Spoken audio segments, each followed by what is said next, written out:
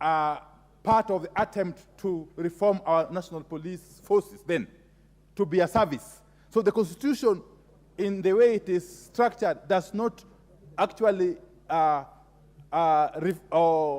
view the national security, national police service as a force. And therefore, I want to submit, Mr. Speaker, that that message is misdirected.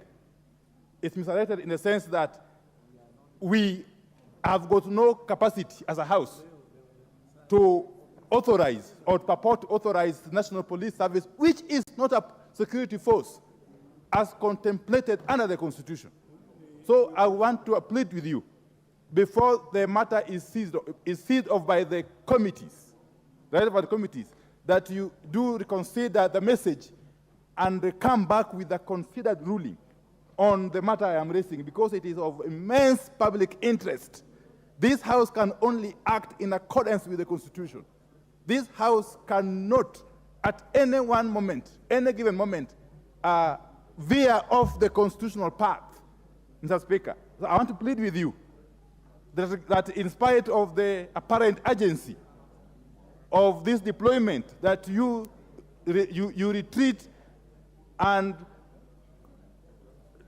do a considered judgment or ruling on this matter, because as a House we shall have set a very dangerous precedent if you are to be found in the fullness of time to have acted ultra vires the Constitution. Thank you, Mr. Speaker. Yes, Majority Leader. I can dispose of that without your response, but you can go ahead. Thank you, Honorable Speaker. And Honorable Speaker, let me thank you for that message. Honorable Speaker, I've listened to what the Honorable Leader of Minority portends. And, you know, Honorable Speaker, one would even argue if it is not a constitutional requirement, then we even have no role in this matter. And we must appreciate that the President and indeed the Executive has been very magnanimous that to seek, because we are the people's representatives, including officers who are serving in the National Youth Service, those serving in the National Police Service, and those serving in our defense forces. We represent them as representatives of the people. Honorable Speaker, it is important for this House to be able to consider certain questions that linger in the minds of Kenyans. For instance, if we are going to deploy any of our armed forces or servicemen anywhere, are we going to incur money that should have been appropriated by this House? I therefore find it to be a fallacy, Honorable Speaker, that this House would even be questioning why we are being asked to ask questions. Because, Honorable Speaker, just like the President was magnanimous enough to ask that his cabinet secretaries be accountable to the House and to the people of Kenya through their elected representatives, Honorable Speaker, it is the same thing the Executive is seeking to be accountable to the people of Kenya who are represented here by us as members of Parliament. And, Honorable Speaker, I therefore find that that message is properly before this House, and the committee, as you have directed, should be able to consider it and answer those pertinent questions. Top among them for me, Honorable Speaker, we never appropriated any resources to deploy forces outside of this country other than what we approved for the Kenya Defense Forces in the DRC. Therefore, if we are deploying our police service to Haiti, who is going to pay for the bill? I am waiting for the committee to deal with that question and tell us whether we need to appropriate more resources or whether someone else is paying, because if it is a UN mission, then the rest of the world should be able to pay for our servicemen. Thank you, Honorable Speaker. Honorable, yes, Kainan. I don't want to encourage this. All the honorable members, I will allow a contribution on a matter that has controversy. This is very straightforward. The Honorable and I has clearly misread the Constitution and misdirected his mind. Because under Article 240 is very clear. The National Security Council consists, among others, the Director General of the Police. If you want me to read it in full, is there any need? There is established a National Security Council Order. The council consists of the president, the deputy president, the cabinet secretary responsible for defense, the cabinet secretary responsible for foreign affairs, the cabinet secretary responsible for internal security, the attorney general, the chief of defense, Kenya Defense Forces, the director general of the National Intelligence Service, the inspector general of the National Police Service. And then when you go on, it says under Article 248 that the council may, with approval of parliament, deploy our forces, which include the police who sit in that council, to any manner that has been described in the message. So, Honorable Wandai, I think you are playing politics other than law.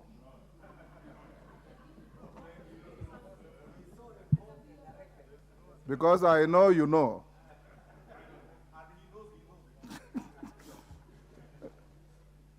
Honorable members, I've got one more.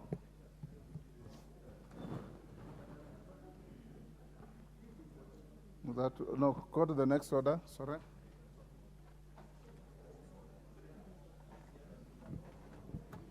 Order number 4, petitions. Honorable members, I have a petition on stagnation of teachers' progression. Honorable members, Article 119 of the Constitution. Order, honorable members, take your seats. We can't both be on our feet.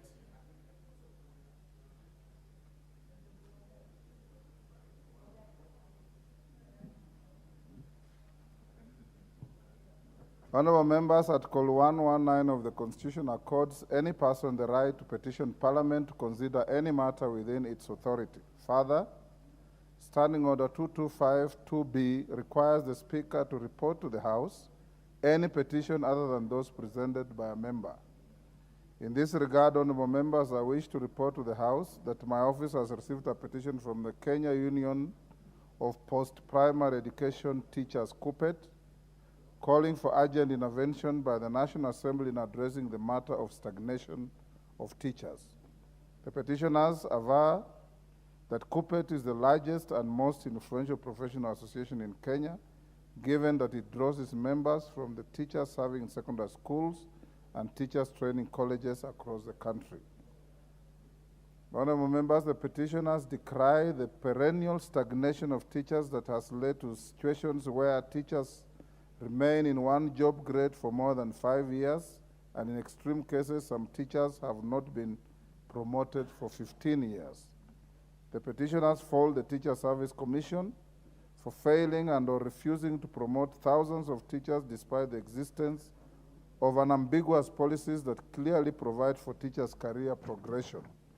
Honorable members, the petitioners further decry the numerous unsuccessful engagements with the Teacher Service Commission and have thus sought the urgent intervention of this House in resolving the ongoing teachers' promotion stagnation and challenges in the career progression.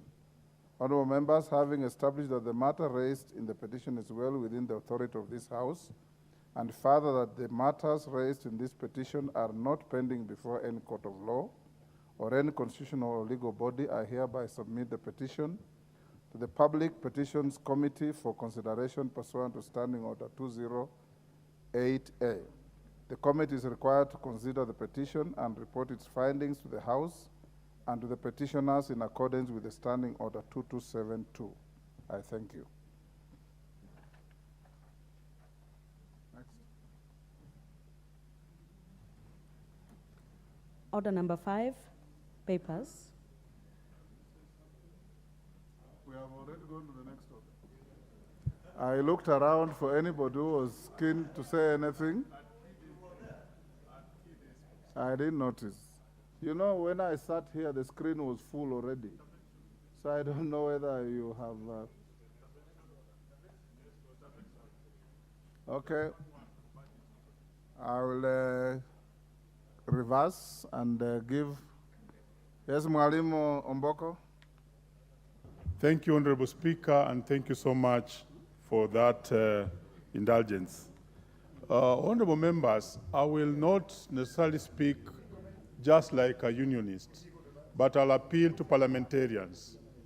The main reason why teachers, not only in secondary and primary, are stagnating is because of allocations also by Parliament. And we are now having the supplementary budget coming. Like in this financial year, promotions were only allocated 2 billion. When the 2 billion were allocated, only 1 billion was given in the main budget.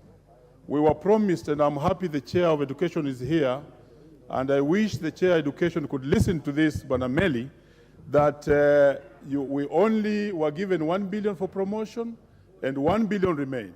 Yet even the 2 billion can promote very few teachers, because 1 billion will only promote only 5,000. So I'm appealing to parliamentarians that as a supplementary come, please stand with your teachers in your own constituencies and areas by approving not only 1 billion, but actually the 24 billion we require to promote the teachers. Some who have stagnated in the same job groups for 10 years, for 15 years. Thank you, Honorable Speaker. Yes, Majority Leader. Honorable Speaker, it's unfortunate the member Honorable Mboko has just completed, but I was finding it out of order to anticipate debate on a supplementary budget estimates that has not even been tabled in the House, and is appealing to members to support. So I was wondering which supplementary budget is he speaking about, and appealing to members to contribute to. And I know he's a very good and diligent unionist in Kupet, and I know the people he's speaking to.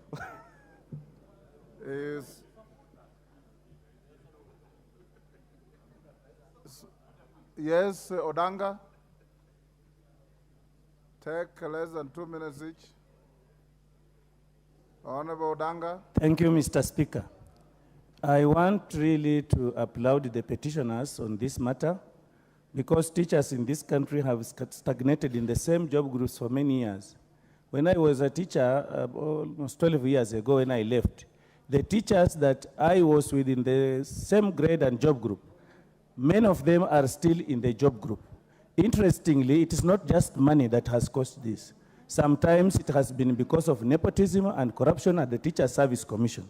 The current chairman of the TSC, for instance, was my classmate.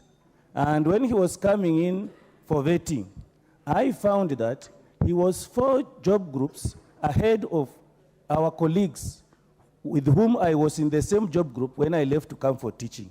So apart from just funding, there are many other issues that are surrounding the stagnation of teachers in one job group for a long time, something that needs not to be entertained anymore. Thank you, Mr. Speaker. Kemei.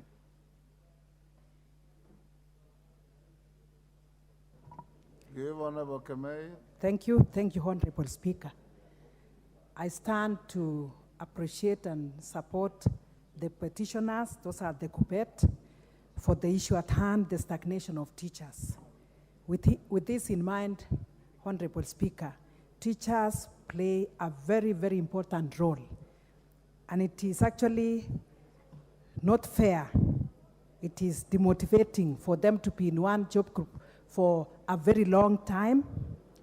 Even with the standard of living going up, teachers need to be improved. They have stagnated for long. Teachers need to be supported. Teachers need to move from one job group to another. And at the moment, we are getting the syllabus changing one after another, but the same teachers are expected to do wonders, which may not be very easy. So I pray that the way they have sought support from this House, I ask this Honorable House to support these very important teachers. Thank you, Honorable Speaker. Kenan. Thank you, Mr. Speaker. Mr. Speaker, I also want to applaud the petitioner.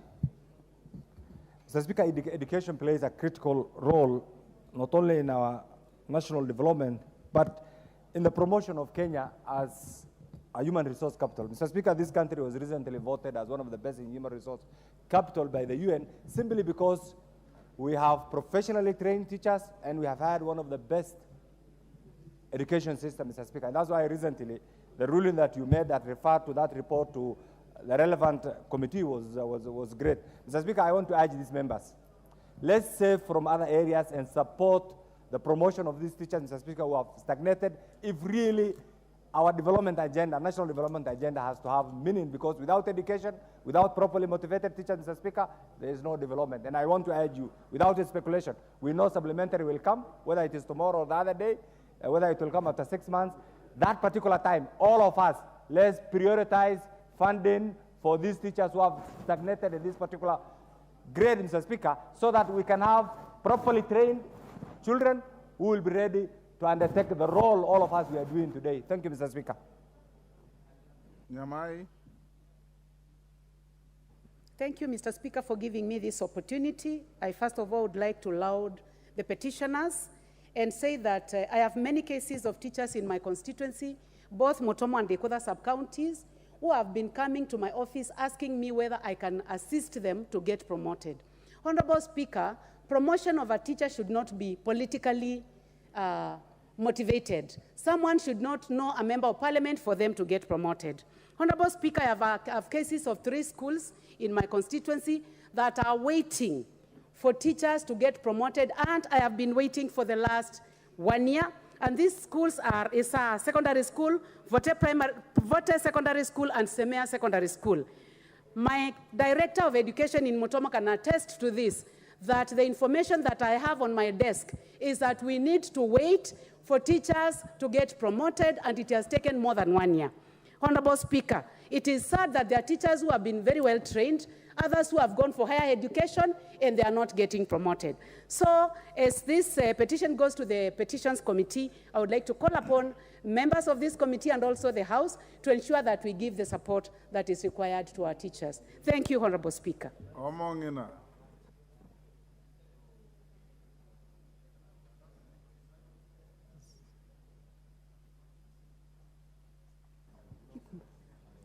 Honorable Speaker, I want to thank you for recognizing me as Omongina, but I always have told you that I'm Honorable Cherusha Mongina, not Omongina. Not Momanyi. Thank you, Honorable.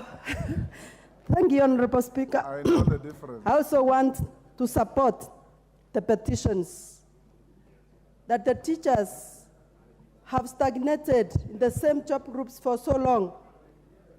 From my county, I have several cases of teachers who have been sorting for interventions from Parliament. And I, being a member of the Education Committee, we have indeed tried to deliberate on how we can have our teachers being promoted from one job group to the other. But one of the impediments that we have found out is the budget allocation. I want to urge this House, as we appropriate money to different sectors, let us this time put more finances to the Education Committee so that it can help in this sector of promoting our teachers. So I am supporting, because I'm one of the teachers, and I know how much they are suffering, how demotivated they are, and these are the people who are at the base of the development of our country. Thank you, Mr. Speaker. I support. You are one of the former teachers. No, you are not a teacher now. Chairman, Education, you'll be the last on this. Thank you, Mr. Speaker. Mr. Speaker, I rise to agree with the petitioners and most thank the chair, the Kupet chair, the member of Parliament for Emuhaya. Teachers have actually stagnated. Having served as a teacher one time, I want to say that there are some teachers who have stagnated as many as 15 years in one job group, 10 years. In the last financial year, the members of Education Committee managed to squeeze out to get about 1 billion shillings, which was a drop in the sea, to assist about 20,000 teachers to be promoted. In fact, what the petitioners are asking, 1 billion is quite little. noting that thousands have stagnated. And the current population of teachers in this country is about 400,000. So we really need money that in the subsequent budgets or any other budget-making process, these teachers need not less than 3 to 4 billion shillings for them to be promoted adequately and be compensated enough. I thank you and I support. Thank you. Members, the petition is committed to the Public Petitions Committee for consideration and to report back within 60 days. What is out of order, Bowen? Thank you, Mr. Speaker. I don't wish to comment about the petition, Honorable Speaker. I've already committed the petition. But I just want to ask Mr. Speaker, this petition will be committed to the Petitions Committee. It's already been committed. What is the relationship or what is the role of the Departmental Committee, Honorable Speaker, given now in our standing orders we have a committee which is supposed to deliberate on that petition, and again, in the Education Committee, Mr. Speaker, as the chair of Education, Mr. Speaker, and the Education Committee, they have an information which can help. It's not only on the Education Committee, Mr. Speaker. There are many petitions which is touching on different areas, like even my case of blue economy and water, Mr. Speaker. If there is a petition to do with water, Mr. Speaker, and I have an information as a chair, because maybe in one way or another we have allocated some money because of that project which I was told or something like that. What is our role as departmental chairs or the departmental committees in relation to petitions? Mr. Speaker, I think it is something you need to rule out so that we as departmental committees, we can help in a way with some of these many petitions. Thank you, Honorable Speaker. You know, Honorable Bowen, your standing orders say that public petitions be committed to the Committee on Public Petitions. As a good citizen, whether you are a chairman of a committee or not, if you have any information that can be helpful to the prosecution of the petition, you are at liberty to go to that committee and assist the committee in bringing a better report to the House. Thank you. Next. Yes, Owen? On the same matter? The guy who took my name and added a B on front, I just want to say that now that our standing orders allow that you can have a joint sittings of committees, why? Because of the gravity of this matter and the sensitivity with which it carries, and that the Education Committee is well versed to matters of how much budget is allocated and the progression of teachers and all that. I request you, Honorable Speaker, if you may see fit, that you allow that the Committee on Petition does a joint hearing or carries a joint mission on this matter. It will give credence to what the kind of report that we will get. I request you, Honorable Speaker. The request is declined. Next. Order number 5, papers.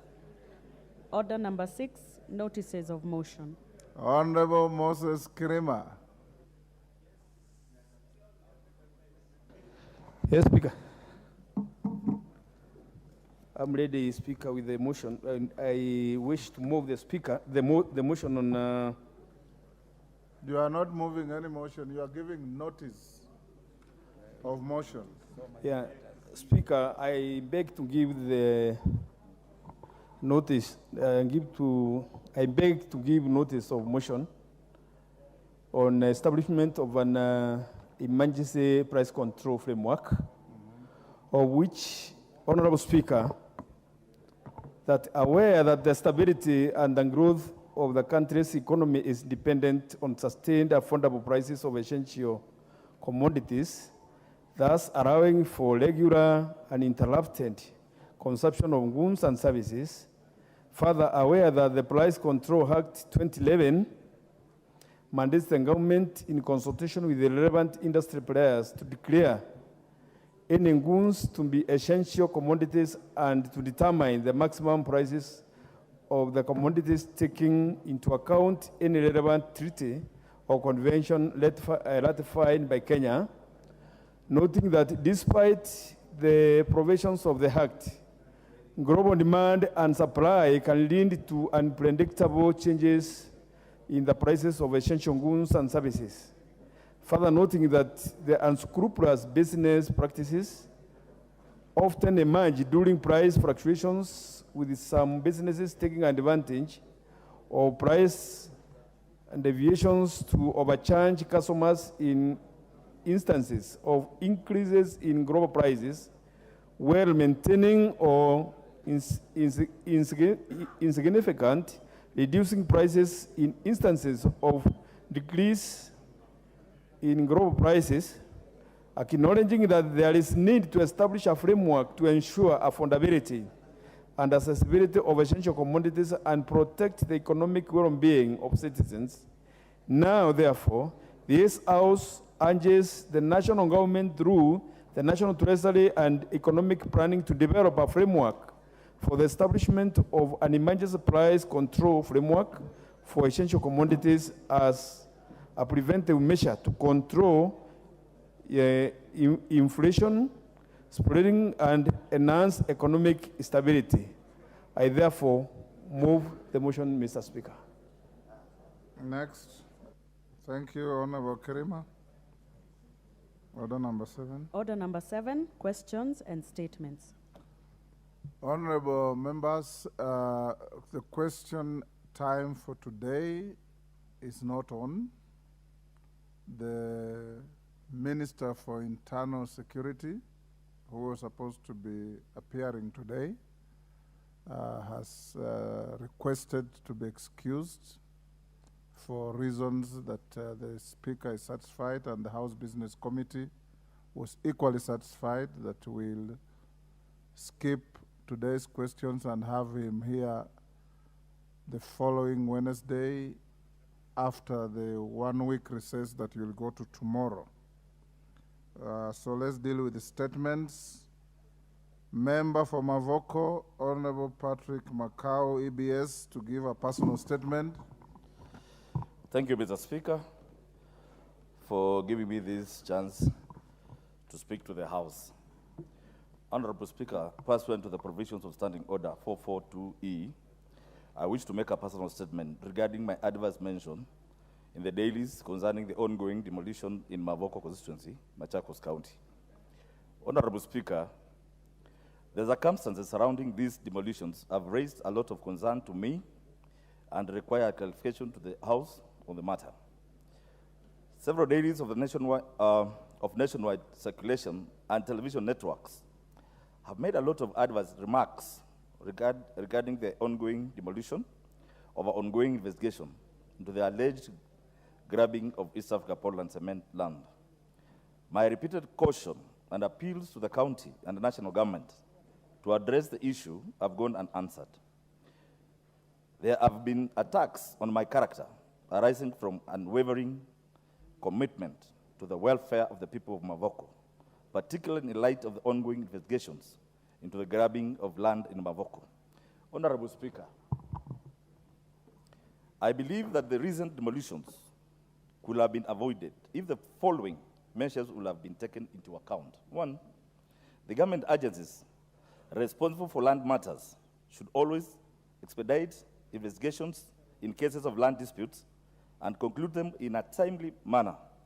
2, county governments should refrain from approving or allowing the construction of structures without the requisite ownership documentation. Number 3, Mr. Speaker, land control boards should physically inspect land sale locations to verify the agreements between buyers and sellers. Number 4, demolition or eviction orders must only be carried out following clear, legally sanctioned court-issued directives. In fact, any court in Kenya gives the aggrieved 14 days to appeal. This was not the case in Mavoko, Mr. Speaker. Demolition or eviction orders must only be carried out. Mr. Speaker, number 5, dialogue and negotiation should always be given precedence to safeguard the property and financial interests of innocent citizens. Number 6, the land registry in every county must be up to date and accurate in its records and transfers, and should be seated or centered in the locality of the county.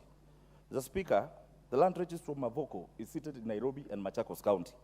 So there are two entities that issue titles, and that brings the conflict of such titles. Number 7, periodic registration of government officers to prevent collusion and corruption should be enforced. And lastly, the survey office should immediately cease providing conflicting land maps for the same location. Honorable Speaker, to correct the impression created out there by the media outlets, it is imperative to underscore that I am a representative of the people, I oversight, and such accusation leveled against me. My actions have been motivated by genuine wish for the well-being of the people I serve. We must all ensure that the rights of innocent citizens are protected and that our land administration process are transparent and fair. I call upon the relevant authorities to urgently address these issues and ensure an effective and land management systems are adhered to. Mr. Speaker, finally, I want to say that, Mr. Speaker, the Bible and the Quran says that we repent sins that we knowingly and unknowingly commit. But, Mr. Speaker, for this case, I find these sins were committed intentionally, premeditated, and, Mr. Speaker, that's why these houses were demolished. You are now debating your statement. I thank you, Mr. Speaker. You finished reading your statement. That is the end of the matter. Thank you very much. Mr. Speaker, it's very painful to me, and yes, Patrick. The statement that I approved for you to present to the House, you have already done so. Mr. Speaker, I think sometimes in this House, we are representatives, and this is a political process. Mr. Speaker, today, this is a double wage. Yesterday, Mr. Ichungwa was in and out of police stations. Today, maybe it's me. Let me tell you, my colleagues in this House, the people we represent them for good or for bad. Mr. Speaker, for me, going to the side of demolition. Patrick Macau, order, take your seat. I thank you, Mr. Speaker.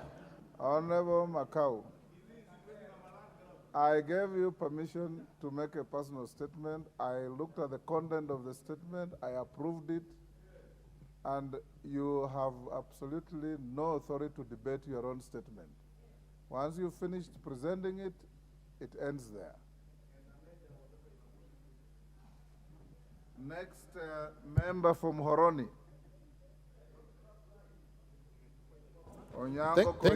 Thank you very much, Honorable Speaker, for giving me the opportunity. Honorable Speaker, pursuant to Standing Order 44-2C, I rise to request for a statement from Chairperson Departmental Committee on Agriculture and Livestock regarding the planned duty-free importation of male white stock brown sugar in the country until April 2024. Honorable Speaker, Kenya's sugar industry supports over 400,000 farmers and employs nearly over 8 million Kenyans directly and indirectly. However, the sector has faced acute deficits, making it difficult to satisfy domestic demand. To this end, Kenya has been importing duty-free sugar under the East African Community Customs Management Act 2004 framework to satisfy domestic demand. To this end, the Cabinet Secretary for the National Treasury and Economic Planning via Gazette Notice number 14093 of 6th October 2023 directed that 250,000 metric tons of male white stock brown sugar be imported duty-free in the country until April 2024 to bridge the shortage. The directive was triggered by a notification by the Ministry of Agriculture and Livestock of sharp decline in local sugar production due to shortage of mature cane that caused closure of sugar mills in the Western and Nyanza regions. Honorable Speaker, considering that this House recently approved various measures to revive the sugar sector in the country, duty-free importation of sugar in the country ought to be undertaken with caution. It is projected that revival of the sugar industry in the country will progressively meet domestic demand and produce surplus that could earn the country foreign exchange through export. Honorable Speaker, it is against this background that I ask a statement from the Chairperson of the Departmental Committee of Agriculture and Livestock on the matter. In the statement, the chairperson should, 1, provide a report on the volume of duty-free sugar that has been imported into the country since the beginning of the year 2023, and details of companies that imported duty-free sugar into the country within the stated period, including the directors of the named companies. 2, provide details of the companies that have been authorized to import the newly gazetted 250,000 metric tons of sugar duty-free into the country, including the directors and the directors of the very companies. 3, explain the measures that the relevant ministries are put in place in ensure that importation of duty-free sugar into the country does not slow down revival of the country's sugar industry. 4, provide data on the country's current projected sugar production vis-a-vis domestic demand that form the basis upon which the Ministry of Agriculture and Livestock Development advised the National Treasury and Economic Planning to authorize importation of duty-free sugar. And lastly, 5, explain the measures that the government has put in place to ensure that the contraband sugar and the contaminated sugar does not infiltrate the market during the period of this importation. I thank you, Honorable Speaker. Thank you, Honorable Koyo. Honorable members will go back to order number 2. Call it out, clerk. Oh, sorry. Oh, yes, Honorable Koyo's statement is committed to the department, to the Committee of Agriculture. Is Mutunga here? And they should report back within 14 days. Majority Leader, you can communicate. Go ahead, clerk. Order number 2, communication from the chair.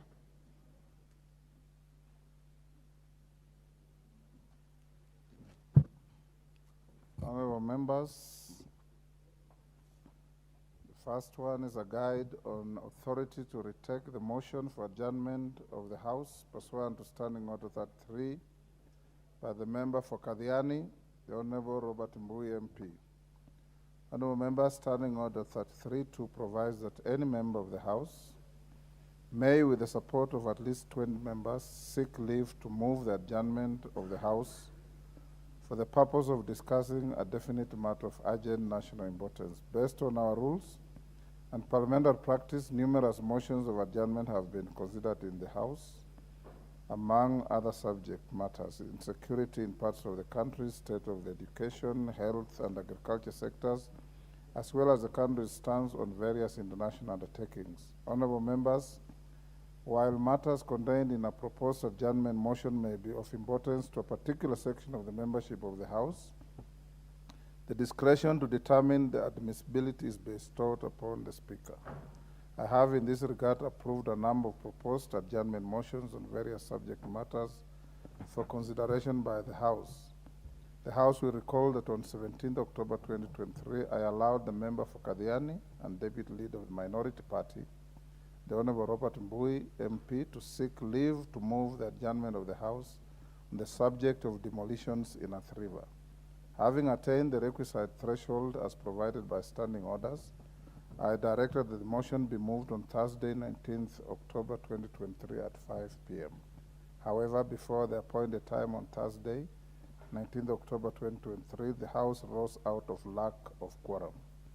This therefore meant that the motion was not debated.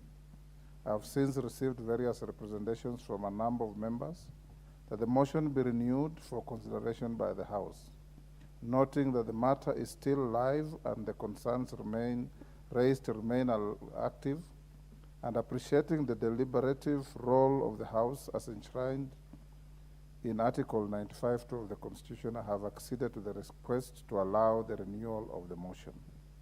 Honorable members, in acceding to the request, I made due consideration the fact that the motion contains matters currently affecting the people and which, if unattended, may be detrimental to orderly conduct of operations in the country, including within the land sector. This especially so, noting more recent court rulings relating to land occupation, and the ownership in parts of Nairobi City County. In this regard, honorable members, I direct that the House adjourns today at 5:30 p.m. pursuant to the provision of Standing Order 33 for the purpose of discussing the matter of demolition of houses in Athi River, Machakos County. Thank you.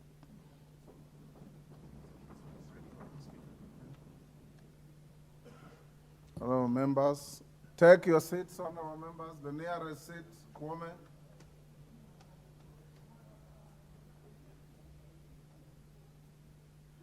Honorable Kimani, what is your idea of nearest?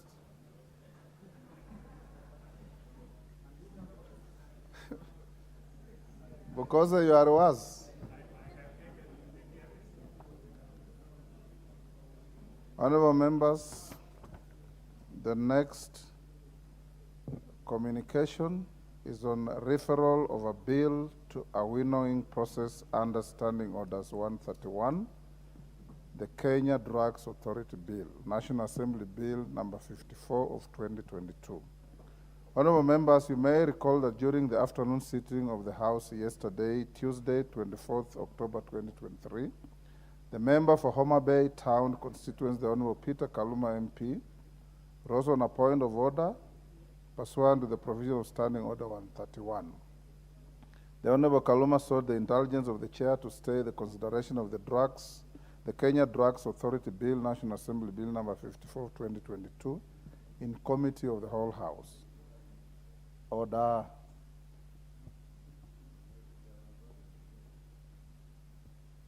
This House recognizes two languages, English and Kiswahili. And even in using those, you do so when the speaker is not on his feet. The member for Homa Bay Town constituency relied on the argument that proposed amendments in respect to the bill were nearly on all the clauses.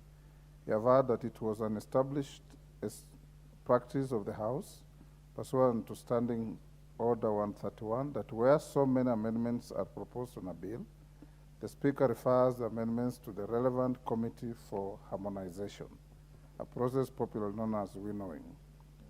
He further implied that where the multiplicity of amendments appear to rewrite the bill, the Speaker would order such a bill to be republished.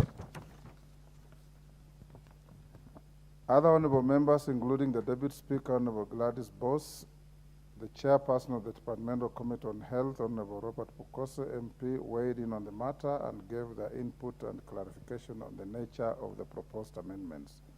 Honorable members, having considered the issues raised by the member of Homa Bay Town constituency in relation to the assurances by the Chairperson of the Departmental Committee on Health and other members, I was inclined to permit the consideration of the bill in the committee of the whole House.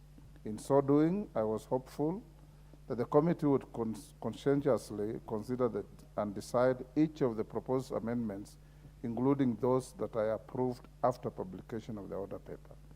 I also guided the House that should need for certain proposed amendments to undergo winnowing arise, while in the committee of the whole House, the chairperson of the committee would be at liberty to stay the relevant clauses to allow further consideration.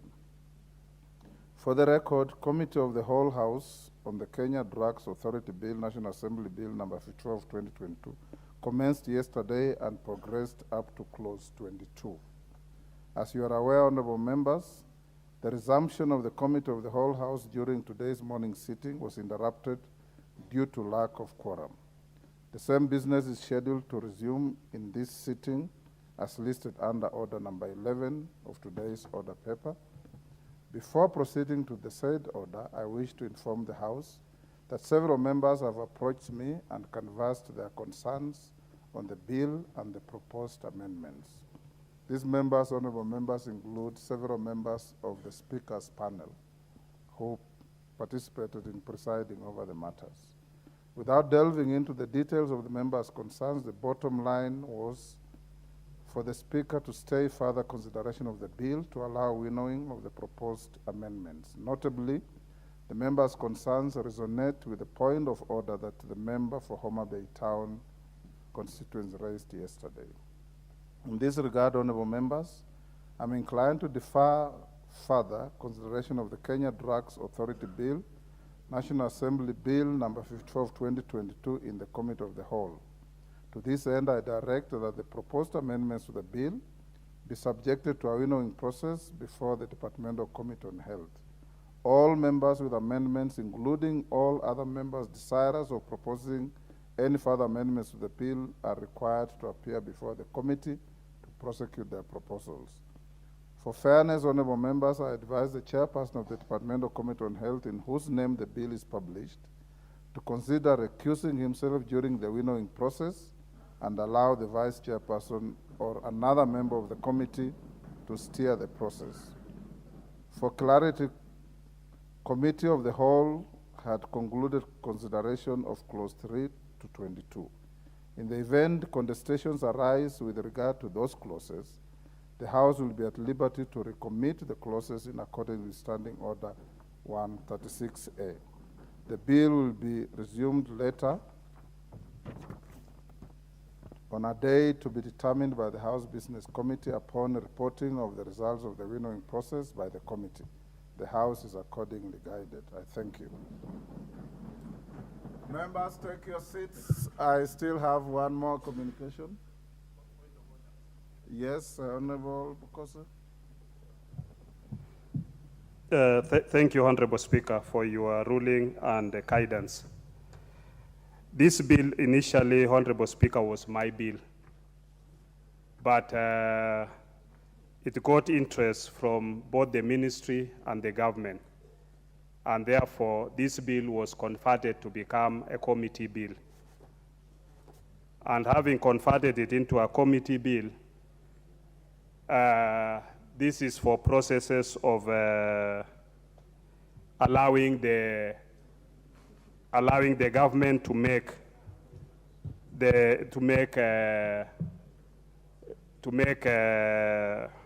amendments to the bill so that it can be able to capture the Pharmacy and Poisons Board restructuring, making it into a level 3 facility to allow Kenya to attain maturity level 3 as per one of the requirements for the WHO. Now I want to know, being now a committee bill, do I have to recuse myself and have my vice chair or any other member? You are recusing yourself from chairing to the extent that even if it's a committee bill, it has been largely associated with you as the promoter. And fairness requires that you participate in the winnowing process, but you let your vice chair the committee so that you don't get yourself in an uncomfortable situation of conflict of interest or defending a position like you would naturally do where you ought not to do. Is that clear? Order, Majority Leader, I want to make another communication. Honorable members, the next communication relates to the replacement of the Deputy Minority Whip and Jubilee Party leadership. Honorable members, you will recall that on Thursday, 8th June 2023, I issued a communication on update on the replacement of the Deputy Minority Whip. In that communication, I did guide the House. The correspondence received on the replacement of the Honorable Sabina Chege as the Deputy Minority Whip had been effectively suspended by a court order. The order in question was issued on Tuesday, 30th May 2023 in Kiambu High Court, petition number E025 of 2023, Association of Friends of Youths and Women versus Speaker of the National Assembly and 3 others. I wish to inform the House of the developments in the cited case since my aforesaid communication. My office is now in receipt of a ruling delivered by the Kiambu High Court dismissing the matter. In the ruling, the court held as follows, and I quote, A, the notice of preliminary objection dated 12th June 2023 is partly found to have merit in view of the doctrine of exhaustion. B, the notice of motion application dated 30th May 2023 is found lacking in merit and is dismissed accordingly. C, the parties to move to the appropriate forum for further orders in regard to the petition and the application for joinder by the fourth and fifth respondents. Honorable members, I'm advised that the upshot of the ruling is that in dismissing the application made by the petitioners, the court redirected the petitioner to an appropriate forum for further orders. In effect, the petitioners have been referred back to the dispute resolution mechanisms provided for under the Political Parties Act 2011. The matter therefore remains live within the jurisdiction of the competent authorities, even as the Speaker is being urged to make a determination on the matter. Those urging the Speaker to make a determination in the matter ought to realize that the Speaker's guidance only facilitates the transaction of the business of this House. It is not in any way linked to the role bestowed upon other competent authorities by law. Honorable members, from the onset, the process of the replacement of the Deputy Minority Whip has been tied at the hip with a request by a section of the members of the Jubilee Party to be recognized as a parliamentary party. From my communication of 4th May 2023, upon the request for the de-whipping of the Deputy Minority Whip, I received a letter from the member for Nakuru Town West constituency, Honorable Samuel Arama MP, seeking the recognition of the Jubilee Party as a parliamentary party. Honorable members, the letter from the Honorable Arama added to the already existing confusion with regard to the affairs of the Jubilee Party. I had previously received two letters dated 21st September 2022 from the Honorable Jeremiah Kioni on the leadership of the Jubilee Party and its nominee to the Speaker's panel. At the time, Honorable Sabina Chege did also claim to communicate on behalf of the Jubilee Party as the acting Secretary General. In my then guidance to the House, I noted the need to leave determination of political party disputes to competent authorities outside Parliament as envisaged by the law. On the issue of whether the Jubilee Party is a parliamentary party within the meaning of Standing Order 20A, the House will recall that I did guide the party. Having 28 members clearly surpassed the threshold of 18 members required by the standing orders. I was, however, hesitant to wade into the recognition of the party on account of the lingering issue of the persons authorized to communicate with the Speaker with respect to the Jubilee Party. Unfortunately, honorable members, the confusion relating to the Jubilee Party did not abate. You will recall that in the communication of 8th June 2023, I noted receipt of a further flurry of communication said to be made on behalf of the Jubilee Party. I received further letters dated 4th May 2023, terminating the membership of the Honorable Sabina Chege and the Honorable Sabina Chege MP in the Jubilee Party. Members at the bar, take your seats. Take the nearest seats.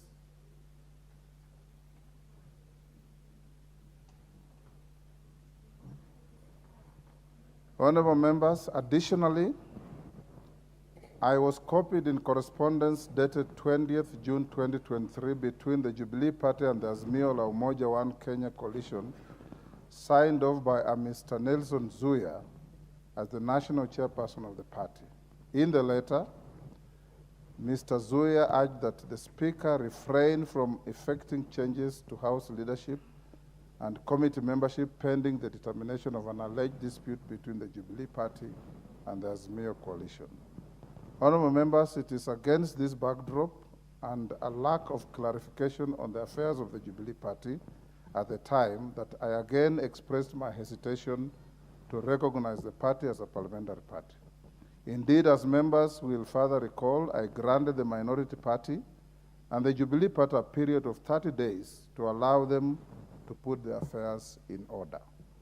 Whereas it would seem that the minority party has concluded the matter of replacing its whip, the same cannot be said with regard to the affairs of the Jubilee Party and its members in the House.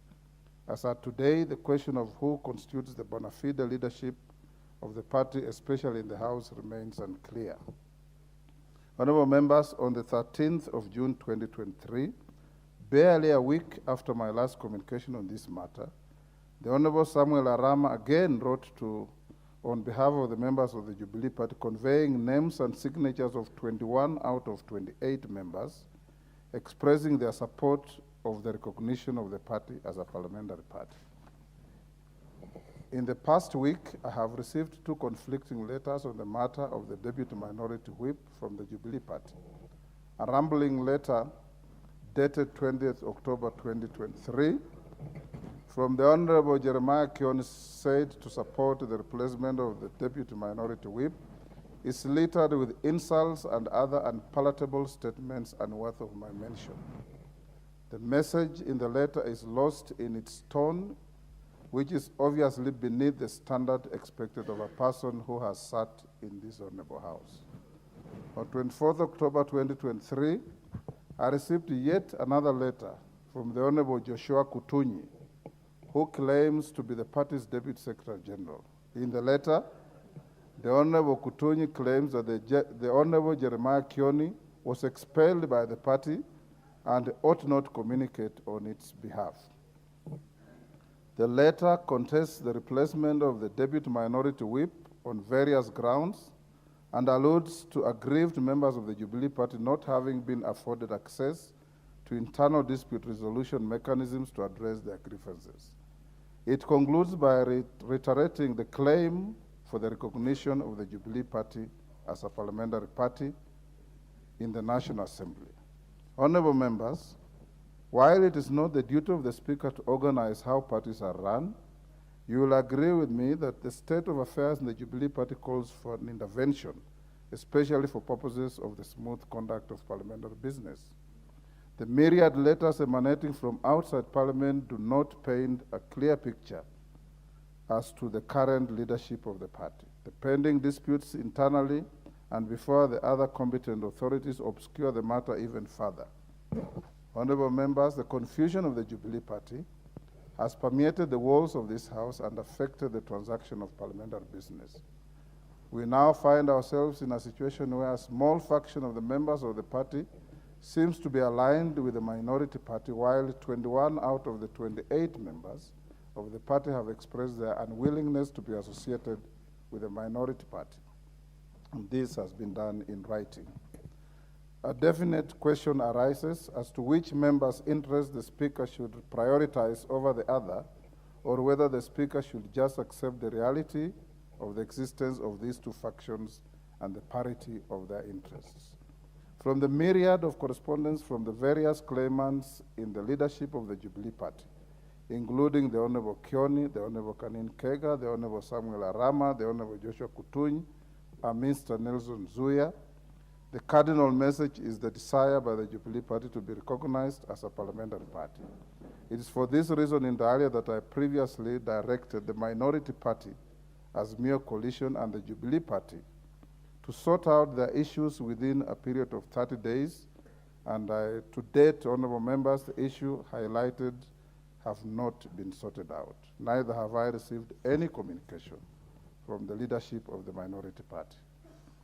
Honorable members, in the initial letter from the Honorable Arama seeking the recognition of the Jubilee Party as a parliamentary party, the Honorable Member for Nakuru Town West rightly observed that Article 36 of the Constitution on freedom of association and Article 38 of the Constitution on political rights confer upon each member of the House the right to determine which entities they wish to be associated with and the right to make political choices.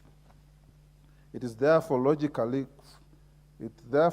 follows that the current uncertainty with regard to the affairs of the Jubilee Party does not abode well for the continuity of the business of the House and the full participation of the members of the party in the House.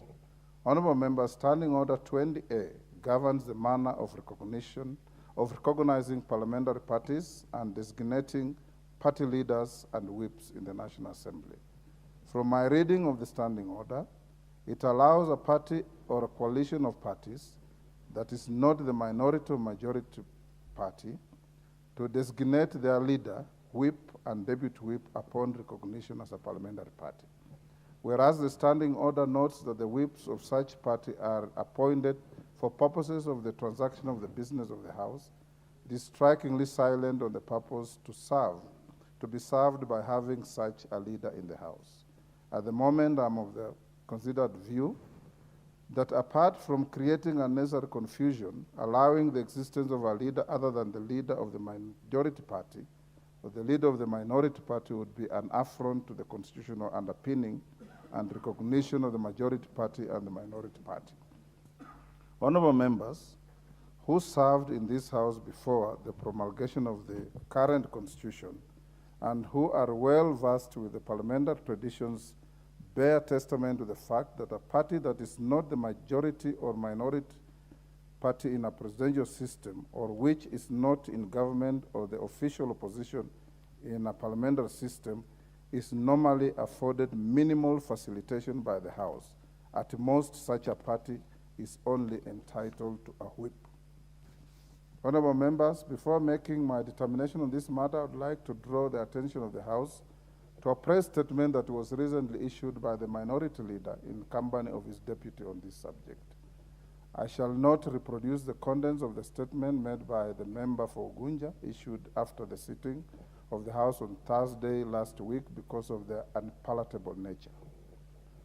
I will only note that it is unfortunate and highly regrettable that the leader of the minority party chose to publicly cast aspersions on valid parliamentary processes even after he and his deputy had separately visited my chambers and held a very cordial discussion with me on this pertinent matter. Honorable members, the distinguished members ought to have known that unlike the previous court orders in this matter, which would be validated through the e-filing system, the order for dismissal was manually extracted and served on the Speaker by the leader of the minority party. From our own records, there also existed doubt on whether the House was represented by counsel at the time the ruling was delivered. The leader of the minority party may have been unaware that I was only formally briefed on the developments of this matter on Thursday, 19th October 2023, upon verification of the status of the matter. It is incumbent upon me, as your Speaker, to ensure that any adverse actions I take are valid, justified, and lawful, and in this respect, I am enjoined to satisfy myself with regard to the authenticity of any information that I convey to this House.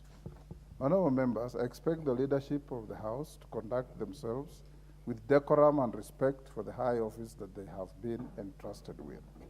In this regard, the conduct and statements attributed to the leader of the minority party, including the wild aspersions cast on the person of the Speaker, leave a lot to be desired and are a stain on the privilege and prestige of the institution of Parliament. The Speaker takes a very dim view of this kind of unproductive and unhelpful conduct. Honorable members, going back to the matter at hand, you will recall that my predecessor, Speaker Kenneth Marende, was faced with a similar situation in April 2009 during the 10th Parliament. At the time, President Kibaki had appointed his vice president as the leader of government business in this House, which prompted the then Prime Minister to write a letter to the Speaker appointing himself to the same position. This resulted in an impasse that threatened to paralyze parliamentary business. In his ruling, honorable members, Speaker Marende broke the deadlock by adopting an interim measure that resulted in the chair of the House Business Committee being occupied by the Speaker. Additionally, the Speaker tasked the joint government chief whips to run the affairs of the government in the House and threw the ball back to the President and the then Prime Minister to solve the impasse. Honorable members, the Speaker will not shy away from the reality that two factions of the Jubilee Party are tearing each other apart and are unfairly dragging the Speaker into their wars of supremacy. However, to the extent that both factions collectively and separately have a stake in the conduct of parliamentary business, I'm inclined to exercise the powers conferred upon me by Standing Order Number 1 to facilitate the continuity of the business of the House until such a time as the competent authorities make a final determination with regard to the disputes relating to the affairs of the Jubilee Party. In summary, honorable members, I guide the House as follows: that there currently exists no bar against the decision made by the minority party to replace its deputy whip. Standing Order 20A5 requires the Speaker to convey a decision to replace a whip to the House. In this regard, the Honorable Mark Mwenje MP forthwith replaces Sabina Chege MP as the deputy whip of the minority party.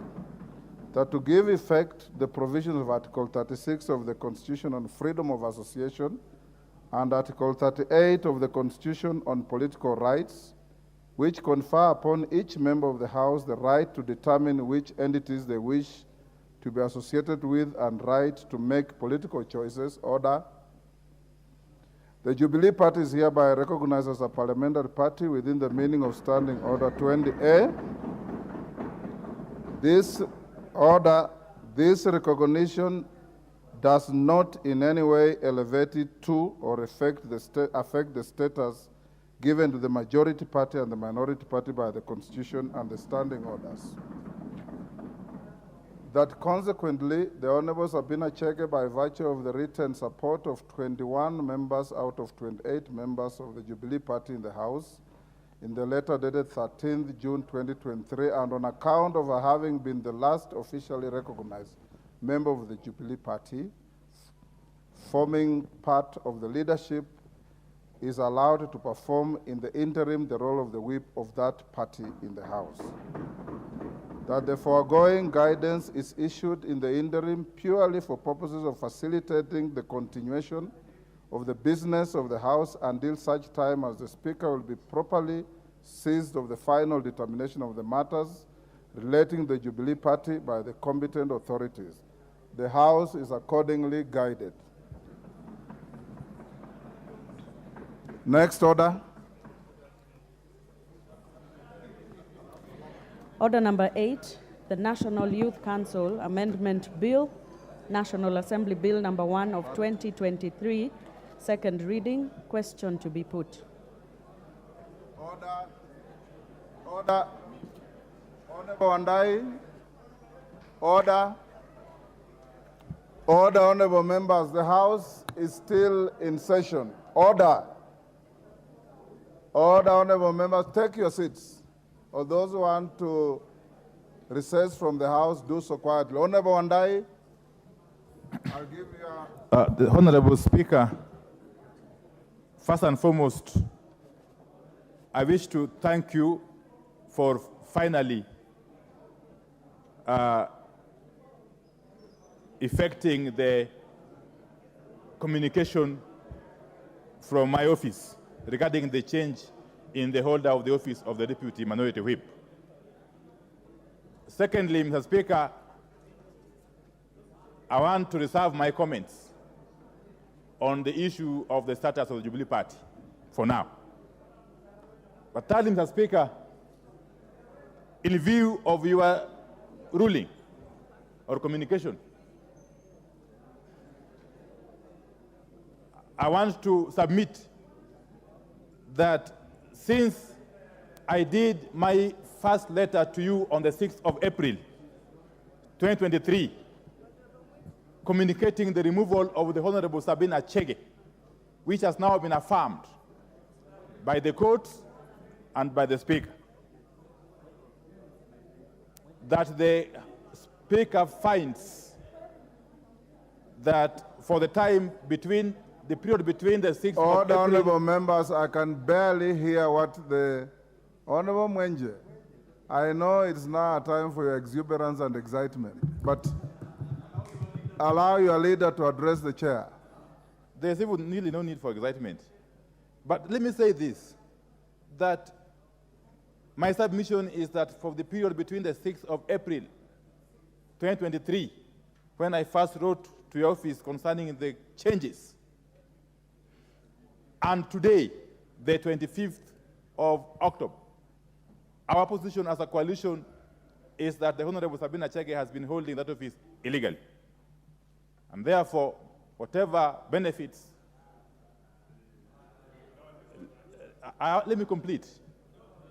Because my second leg, the second limb, the second limb of this application is that the Honorable Mark Mwenje has, in the opinion of the coalition, been working since the 30th of May 2023.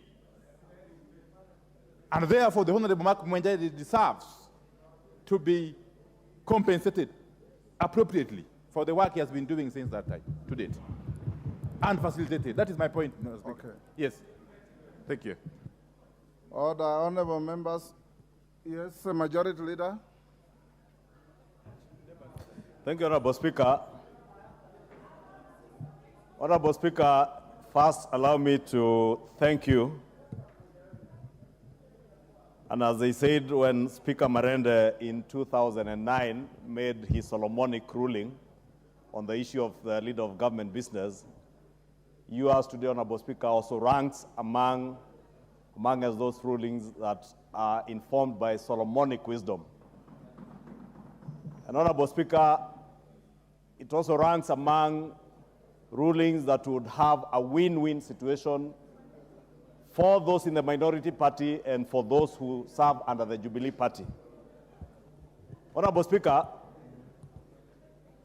I also did note your concern, and indeed I had also noted the same concern, Honorable Speaker, when last week I saw senior leaders of this House, like the leader of minority and his deputy, in a way attempt to disparage the office of the Speaker, and I found it to be completely out of order, and I thank you, Honorable Speaker, for the guidance that you have afforded the leader of minority and his deputy not to engage in matters that would look to be disparaging the office of the Speaker or the conduct of the person of the Speaker outside the chamber without even, and even in the chamber without a substantive motion, Honorable Speaker. Yes. To Honorable Speaker, I will also not want to comment on the conduct of one Jeremiah Kioni and the letter that you have said had, I can't remember the words you used, not unprintable. And palatable. The rambling letter, Honorable Speaker. Yes. I will not want to also restrain myself from commenting on the rambling letter by the Honorable Jeremiah Kioni, who, as you have noted, is a former member of this House and ought to address the office of the Speaker, and indeed any member of this House, with the respect that they deserve, including the leader of minority. Honorable Speaker, to also congratulate the Honorable Mwenje on his accession to the office of Deputy Whip of the Azimio One Kenya Coalition.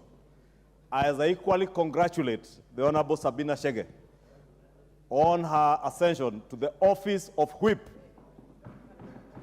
And Honorable Speaker, you may note with your Solomonic wisdom, the Honorable Sabina Chege has now been elevated from a Deputy Whip to a substantive Whip. She now ranks the same with Whip Silvana Sosoro and Whip Junet Mohammed.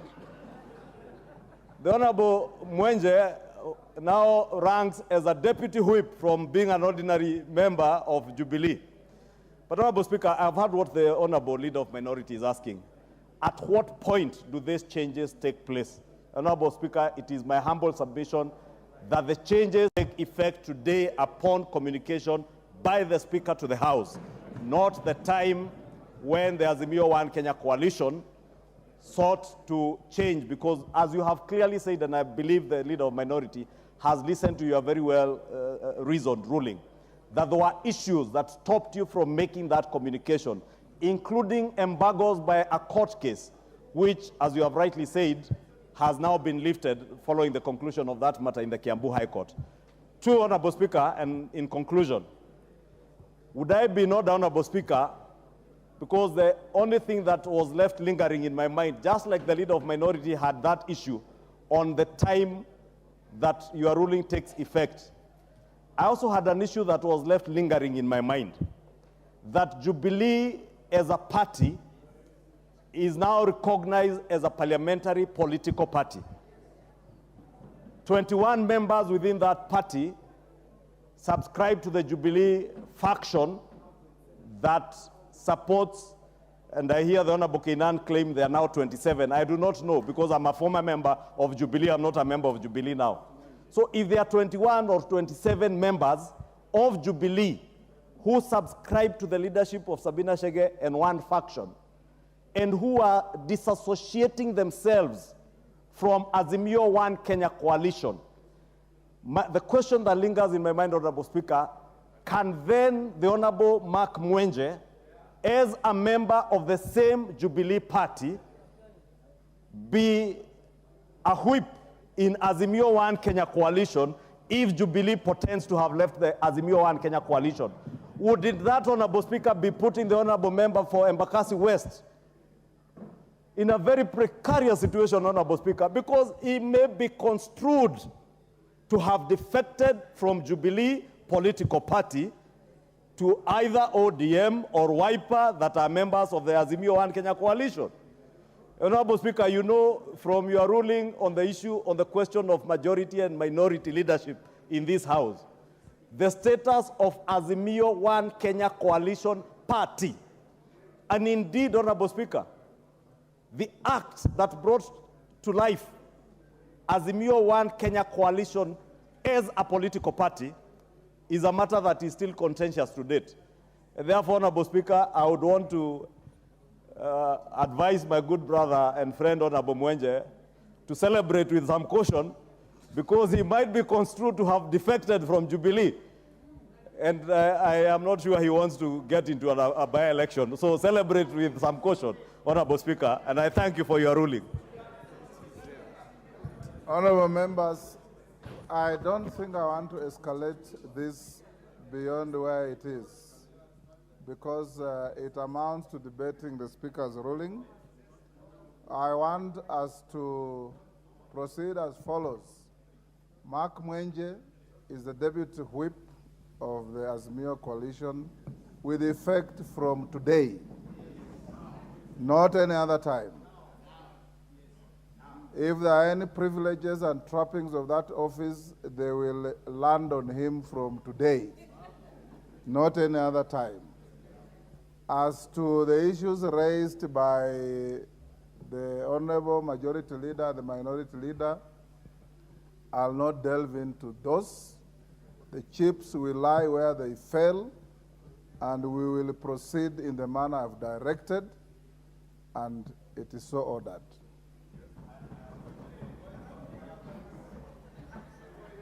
Next order. Next order. Order number 8, the National Youth Council Amendment Bill, National Assembly Bill number 1 of 2023, second reading, question to be put. Order, honorable members, order. Order, take your seats, honorable members. The House has not risen. Take your seats. Order, Honorable Gikaria. Order. Honorable members will now put the question at order number 8, which is that the National Youth Council Amendment Bill, National Assembly Bill number 1 of 2023 be now read a second time. As many as of that opinion say aye. Will those of the contrary opinion say nay? The ayes have it. A bill for an act of parliament to amend the National Youth Council Act. Next order. Order number 9, the Land Amendment Bill, National Assembly Bill number 40 of 2022, second reading, question to be put. Order, honorable members. Order. Order, honorable members, take your seats. Commissioner Macau, take your seat.